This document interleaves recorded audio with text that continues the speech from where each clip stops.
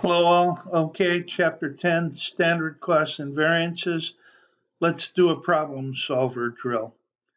We have Edison Corporation. Edison Corporation makes a product with the following standard costs. So we have a schedule here that shows the standard quantity or hours and the standard price or rate.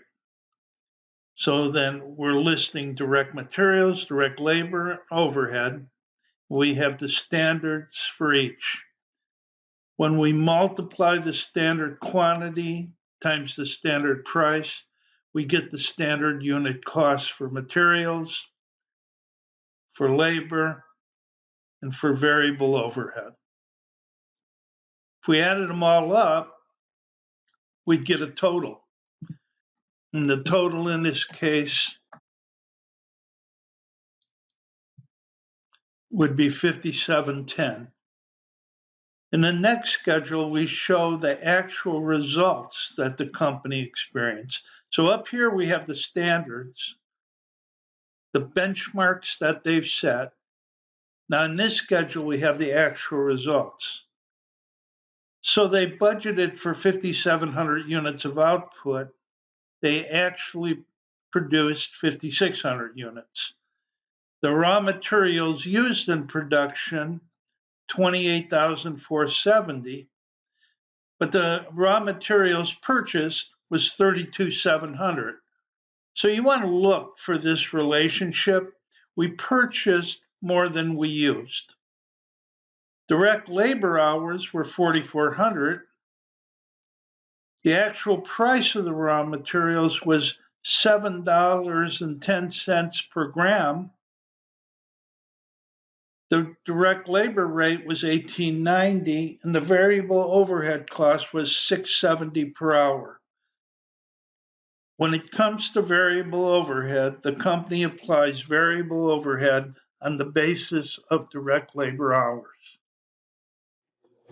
Now that we have an understanding of the standards or benchmarks for the company and the actual results, let's look at calculating the variances. The variances for the direct materials, the variances for the direct labor, and the variances for the variable manufacturing overhead. In the boxes, I have the equations for each.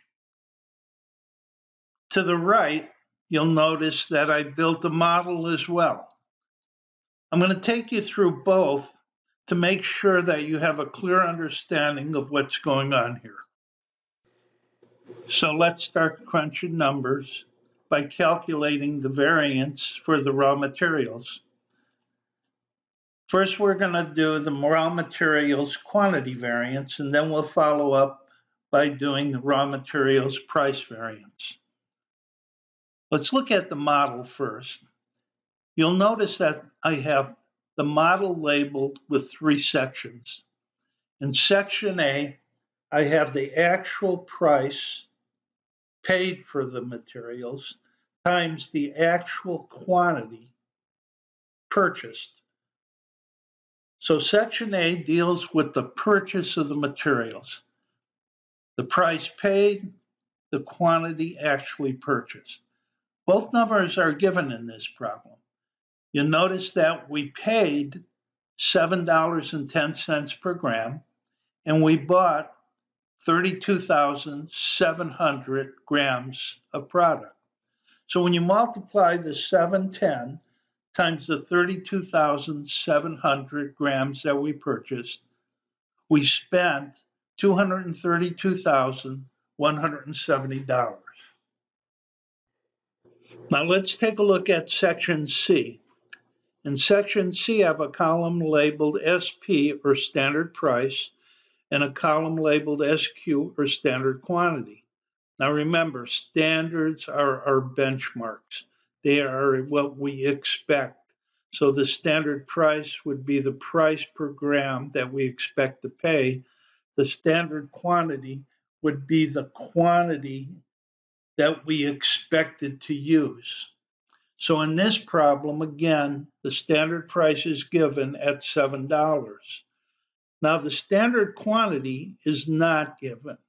What's given to us in this problem is the fact that for direct materials, the standard is 5.3 grams per unit. Well, to get the standard quantity then, what we need to do is take the actual output for the period and multiply it by the 5.3 grams per unit of output.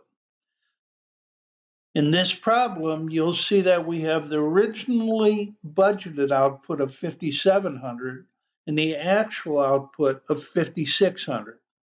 Well, for this calculation, you always use the actual output.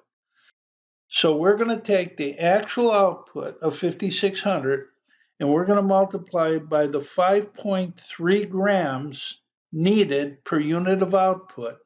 And we're going to get a standard quantity of 29,680. So what we're saying here is given our production level of 5,600 and our expectation that we would use 5.3 grams per unit of output, that we would have used a total of 29,680 grams. When we multiply that 29,680 grams by what the standard price was of $7, we get a total standard cost of $207,760. So that's the standard cost, the cost that we would have expected to incur for the production of 5,600 units of product. Now take a look at section B. Section B is right between A and C. You'll see that in section B, I have two sets of boxes. Both boxes have a column labeled AQ for actual quantity and SP for standard price.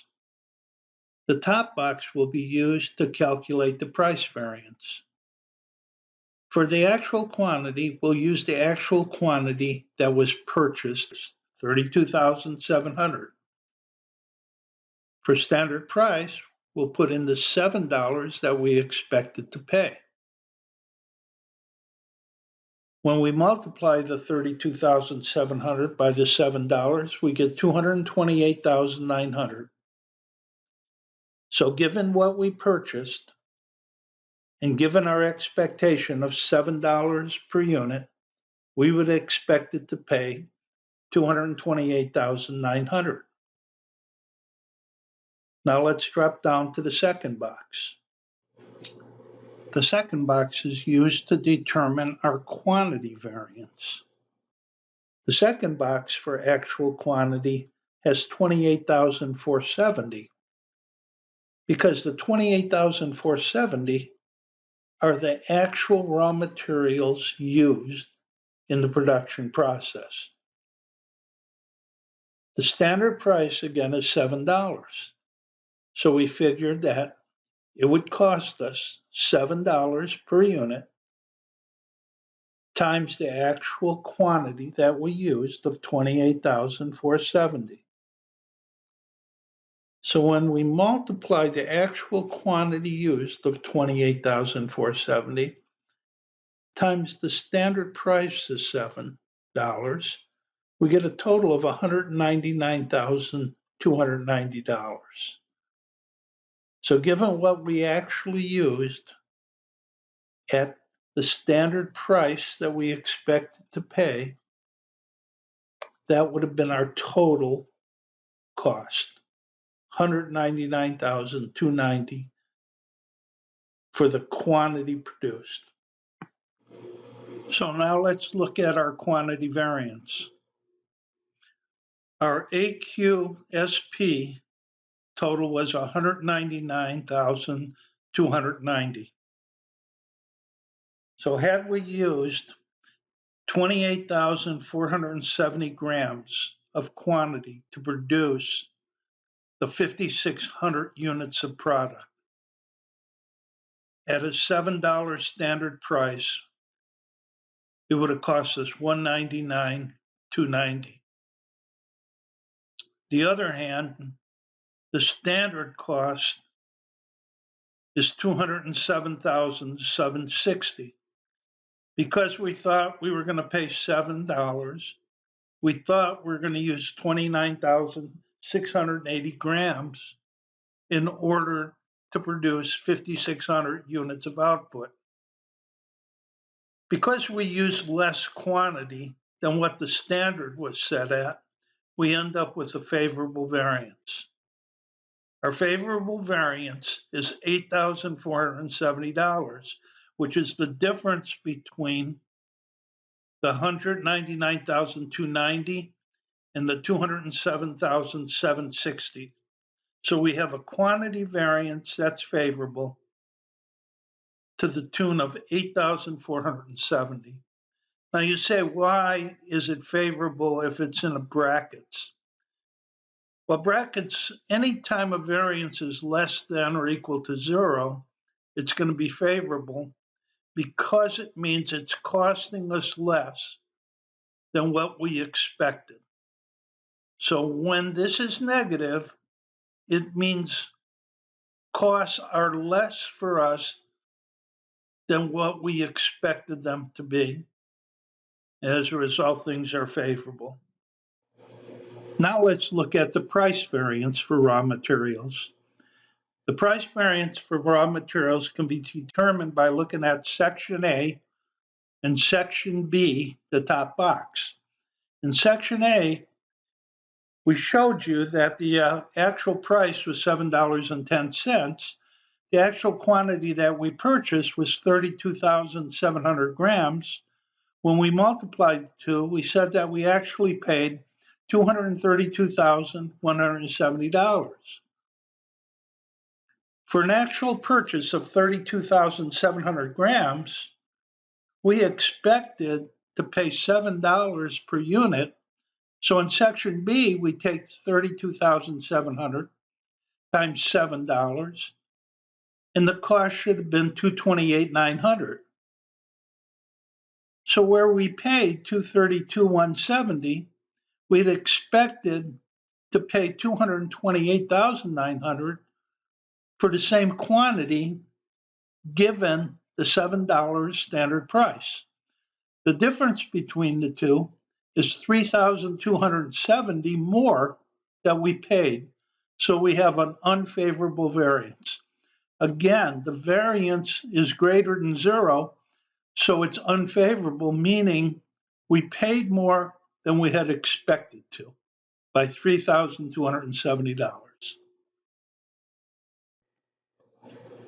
So that takes us to the end of our direct materials analysis. For direct materials, we found that we had a $3,270 unfavorable price variance and an $8,470 favorable quantity variance. Now let's do the same analysis using equations.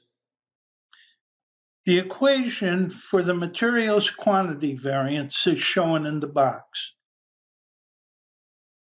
In the end, it's basically just standard price times the difference between the actual quantity used and the standard quantity expected to be used.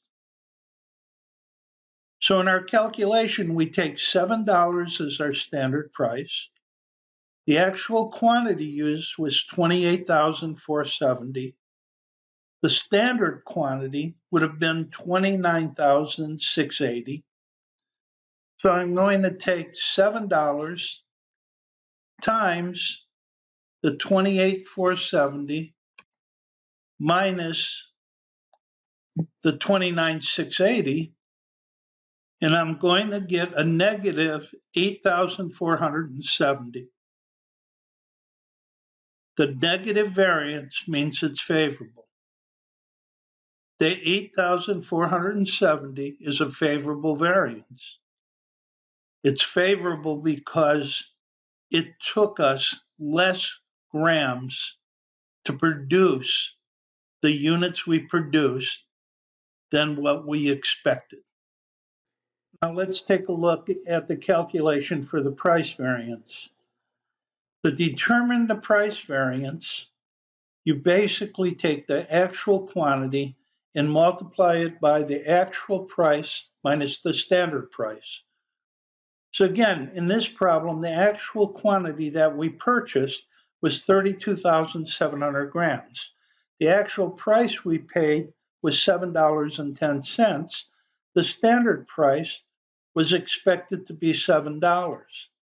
So in this case, we're going to multiply 32,700 by the difference between $7.10 and $7, or just 10 cents. When we do the multiplication, we find out that we paid $3,270 more for the goods we purchased than what we would have expected to have paid. So we have an unfavorable variance. The amount is positive, so anytime a variance is greater than 0, we say it's unfavorable because we're spending more than we had anticipated. Now let's turn our attention to an analysis of direct labor. For direct labor, we'll use the same approach that we used for materials. We'll use the model approach first, and then we'll follow up with the equations. In the model, again, you see we have section A, B, and C. In section A, we have actual rates, which are actual wage rates, and actual hours worked. So by multiplying those two, we'll get the actual or total direct labor cost. In section C, we have the standard wage rate or standard rate and the standard hours that we expected people to work to produce the actual output. Multiplying those two numbers together would give us our standard cost. In section B, we have the actual hours times the standard rate. So given the actual hours that people worked with the expected rate that we thought we'd pay per hour, this is how much we would have expected to spend. All right, so before we move forward, let's have a point of clarification here. You notice in direct materials, everything was actual price, actual quantity, standard price, standard quantity. For direct labor, we replace actual price with actual rate. And we replace actual quantity with actual hours, because with labor, we're talking about wage rates and hours worked. Same with the standard part. We replace standard price with standard rate. Again, that's the expected rate we thought we'd pay. And we replace standard quantity with standard hours. When it comes to variances, for materials, we had a price variance. We're looking at the actual price versus the standard price. For direct labor, we have a rate variance. So instead of having price, we have rate. With rate variance, we're looking at the actual rate we paid versus the standard rate we thought we were going to pay. When we discussed materials, we talked about a materials quantity variance. There we were concerned about the quantity of input we actually used versus what we expected to use. With labor, it's an efficiency variance because we're talking about how efficient the laborers were in terms of how many hours they actually worked to get the job done versus what we expected or what the standard was. When we sum the rate variance and the efficiency variance together, we get the total spending variance. So that number will be the difference between section A, which has the total actual cost, and section C, the total standard cost.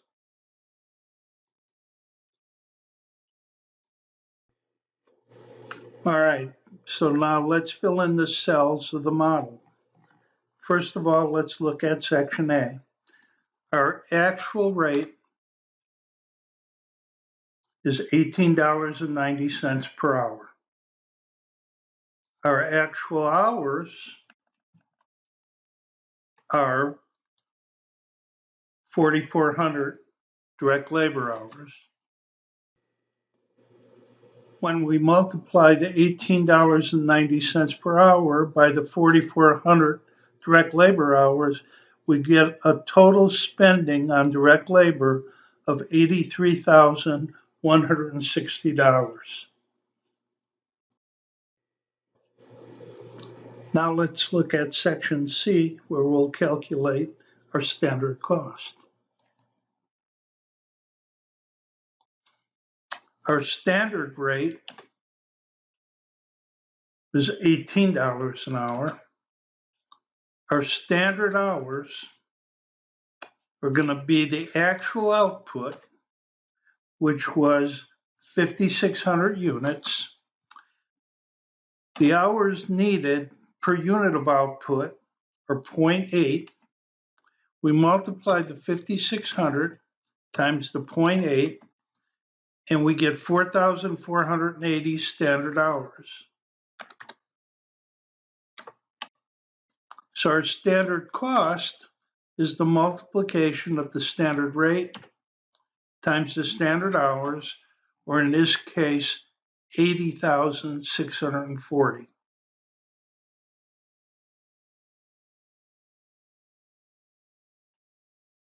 Now for section B, our actual hours are going to be the 4,400.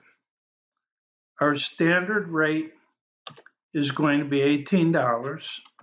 So we multiply the 4,400 of actual hours times the rate, which we expected to pay, of $18 an hour. We get a total of $79,200, which is the amount that we would have expected to pay given the number of hours actually worked. All right, time to calculate our variances. Let's work on the efficiency variance first of all. The efficiency variance is the difference between section B and section C in our model. Section B totaled $79,200, which was the amount given the actual hours and the standard rate that we'd expected to pay. Section C, which identified the standard cost, was $80,640. We have a favorable variance here, a favorable variance because $79,200 is less than the $80,640 standard that we had projected. The reason for the favorable variance is that it took fewer actual hours to get the inputs produced. Now let's look at the rate variance. The total amount spent was $83,160. We had expected to spend $79,200. We spent $3,960 more than we had anticipated or expected, so it's an unfavorable rate variance. So we have an unfavorable rate variance of $3,960, a favorable efficiency variance of $1,440. The difference between the two is a $2,520 unfavorable total spending variance. That takes care of the model approach. Now let's show you the calculation of the variances using an equation. First of all, the labor efficiency variance. Again, the box has the equation for the labor efficiency variance. The bottom line on this variance says that you're going to figure out what the standard rate is and multiply it by the difference between the actual hours and the standard hours. The standard rate for this problem is $18. The actual hours used to produce the inputs were 4,400. The expected hours were 4,480. $18 times 4,400 minus 4,480 is equal to $1,440. Favorable variance. Favorable again because the hours used to produce the output were less than the standard that was set. The direct labor was more efficient than expected.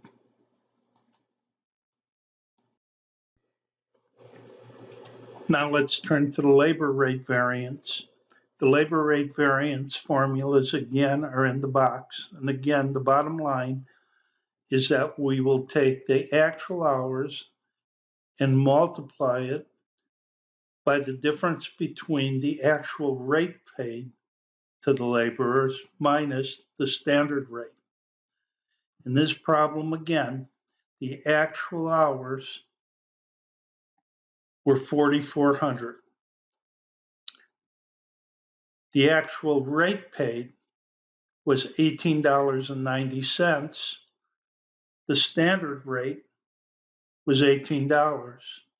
So we're going to take the actual hours of 4,400, multiply it by the actual rate of $18.90 minus the standard rate of $18, and we're going to get a rate variance of $3,960, which is unfavorable. It's unfavorable because the actual rate paid was higher than the standard rate that had been set.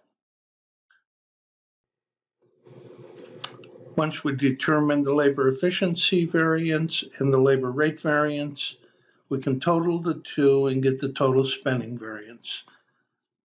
In the case of the labor efficiency variance, we had a 1,440 favorable variance. In the case of the labor rate variance, we had a 3,960 unfavorable variance. Totaling those two, we're just going to add them, gives us an overall variance of 2,520, which was unfavorable. Unfavorable because the labor rate variance outweighed the labor efficiency variance. Now let's calculate the variable manufacturing overhead variances, again, using the model and using equations. Section A lists the actual rates and the actual hours. So in this problem, the actual rate was $6.70. The actual hours, again, it's based on direct labor hours, so we're going to use 4,400. We're going to multiply the two, and we're going to get an actual total for overhead of $29,480. Go over to section C. The standard rate for overhead was $7 an hour. The standard hours are going to be 5,600 times 0.8 hours per unit of output, 4,480 again, so 4,480 standard hours for the output we have. Multiplying the standard rate times the standard hours gives us a total of 31,360. In section B, the actual hours are going to be 4,400. The standard rate, $7 an hour. We're going to multiply the two, and we're going to get 30,800. For variable overhead, the efficiency variance is going to be the difference between section B and section C again. In section B, we calculated 30,800 is what we expected to spend. In section C, we had determined our standard at 31,360. The difference between the two is $560. It's favorable, again, because there were fewer hours used to produce the output. To calculate the rate variance, we look at section A. to pick up the actual spending of $29,480. Subtract what we thought we were going to spend from section B of $30,800. We get a favorable variance there of $1,320. Favorable variance because the actual rate turned out to be less than the standard rate. The total spending variance is the sum of the rate variance and the efficiency variance. In this case, both are favorable. So we have an overall favorable spending variance of $1,880. Now let's turn our attention to calculating the variances for variable manufacturing overhead using the equation method. The equations for the variable overhead efficiency variance and the variable overhead rate variance are in the boxes provided.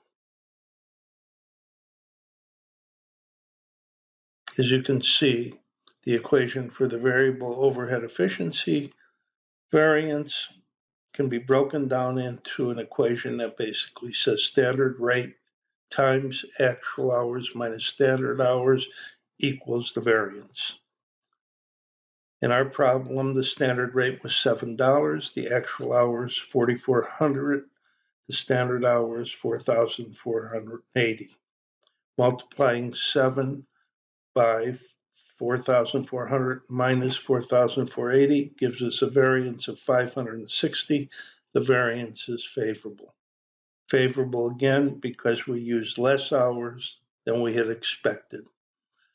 The variable rate variance, on the other hand, is determined by taking the actual hours times the actual rate minus the standard rate. In our situation, the actual hours were 4,400, the actual rate $6.70, standard rate $7. So 4,400 times $6.70 minus $7 gives us a variance of $1,320, which again is favorable. It's favorable because the actual rate was less than the standard rate. So in both cases, we have favorable variances.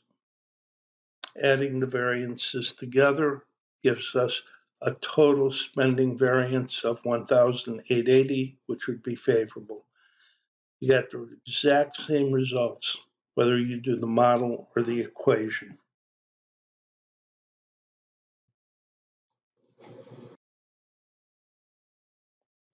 Before we wind up, let me make some comments about the actual price of raw materials purchased, the actual direct labor rate, and the actual variable overhead rate. In this case, the price of raw materials purchased was $7.10 per gram. The wage rate for direct laborers was $18.90, and the cost for the variable overhead was $6.70 per hour. So the $7.10, the $18.90, and the $6.70 were given to you. As an alternative, they could have gave us the total cost of each. So for direct materials, they could have said the total cost was $232,170. Direct labor, $83,160. And variable manufacturing overhead, $29,480.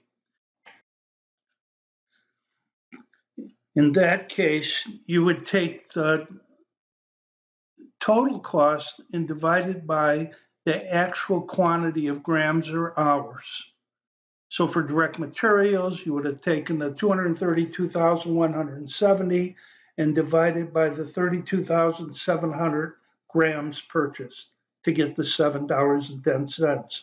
For direct labor, you would have taken the 83,160 total cost and divided by the actual hours of 4,400 to get the $18.90. And for variable manufacturing overhead, you would have taken the 29,480 total cost divided by the 4,400 of actual hours to get the actual rate per unit of $6.70.